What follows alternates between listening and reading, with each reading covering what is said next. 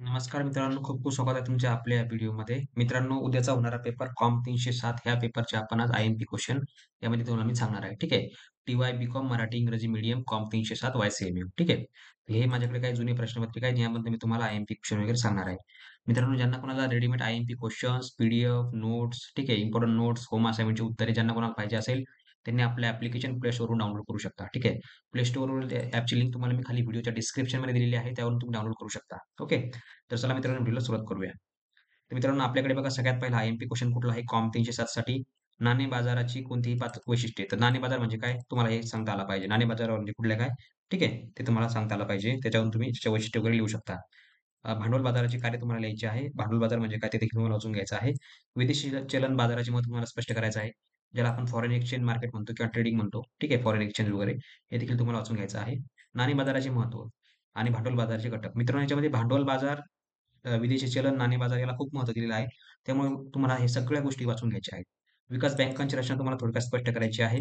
विदेशी चलन बाजारातील व्यवहार तुम्हाला वाढवण्यासाठी काय-काय करावं लागेल ते तुम्हाला लिहायचं आहे. भारतीय औद्योगिक वित्त महामंडळाची कार्य तुम्हाला लिहायची आहे. राष्ट्रीय कृषी आणि ग्रामीण बँकेची कार्य तुम्हाला लिहायची आहे.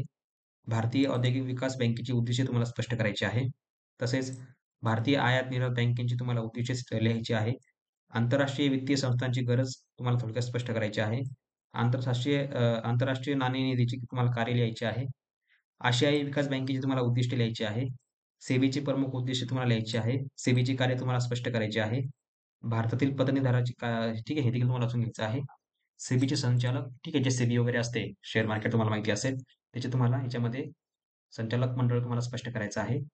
नंतर बघा तुम्हाला इथे लिहायचं आहे, लीजिंगचे फायदे तुम्हाला लिहायचे आहेत. ठीक आहे. त्यानंतर समोर बघूया आपण. नाणे बाजार ही संकल्पना स्पष्ट करा. मागणी देय नाणे बाजार आणि हुंडी बाजार यात तुम्हाला स्पष्ट करायचं आहे. भांडवल बाजाराचे महत्त्व स्पष्ट करायचे आहे. भांडवल बाजाराचे कुठलेही 5 घटक तुम्हाला स्पष्ट करायचे आहे. विदेशी चलन बाजाराची तुम्हाला संकल्पना स्पष्ट करायची आहे. भारतीय औद्योगिक वित्त महामंडळाचे तुम्हाला उद्दिष्ट सांगायचे आहे. ठीक आहे. भारतातील विदेशी चलन तुम्हाला बाजारात व्यवहार वाढण्याची कारणे तुम्हाला लिहायची आहे. भारतीय औद्योगिक विकास बँकेच्या उणिवा तुम्हाला स्पष्ट करायची आहे.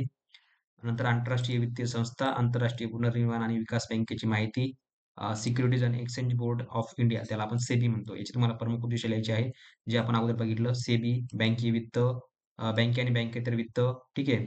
गुंतवणूक विश्वस्त संस्था, अजून म्युच्युअल फंडाबद्दल तुम्हाला माहिती लिहायची आहे. वित्तीय कंपन्यांची कार्य लिहायची आहे. ठीक आहे. व्हेंचर कॅपिटल फंडाचे हेतू लिहायचे आहेत तुम्हाला. कर्जासाठी कर्जाच्या अर्जासोबत कोणती माहिती द्यायची असते, कर्ज वसुली न होण्याची कारणे तुम्हाला स्पष्ट करायची असतात. ठीक आहे. एकदम सोपं आहे, तुम्ही ते लिहू शकता. अजून बघूया आपण शेवटचा प्रश्न. अ, आंतरराष्ट्रीय वित्तीय संस्थांची गरज आपण अगोदर बघितलं, हे वाचून घ्यायचं आहे. भारतीय नाणे बाजाराच्या बाबतीत कोणत्या उणिवा आढळतात ते देखील तुम्हाला लिहायचं आहे. विदेशी चलन बाजाराची माहिती तुम्हाला लिहायची आहे. ठीक आहे. डिपॉझिटरी पद्धतीमुळे गुंतवणूकदारांना कोणते फायदे मिळतात ते देखील तुम्हाला लिहायचं आहे.